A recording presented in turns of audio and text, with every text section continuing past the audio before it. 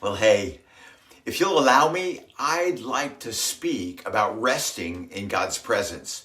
Resting in God's presence is a benefit, a privilege, and an underutilized gift that God gives us.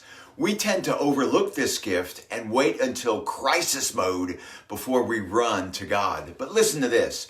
God wants us to run to Him and simply rest with Him and in Him. Resting in God's presence should be a regular, constant, and consistent exercise for all believers. Listen to Hebrews 4, 1 through 3. Therefore, since the promise of entering His rest still stands, let us be careful that none of you be found to have fallen short of it. For we also have had the good news proclaimed to us just as they did. But the message they heard was of no value to them because they did not share the faith of those who obeyed. In other words, they were not believers. The verse ends by saying, now we who have believed enter that rest.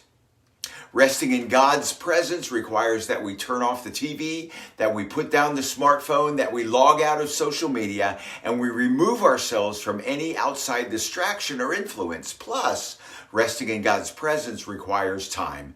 We can't try and fit it in between ball games on a Saturday. A great way to rest in God's presence is to quietly sit and to have instrumental background music playing while we meditate on God and His Word.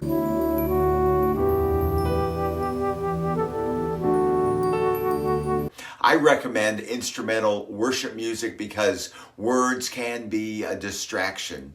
Psalm 62, 1 and 5 says this, truly my soul finds rest in God. My salvation comes from Him. Yes, my soul, find rest in God. My hope comes from Him. Would you try it? Would you set aside time and simply rest in God's presence? God bless you.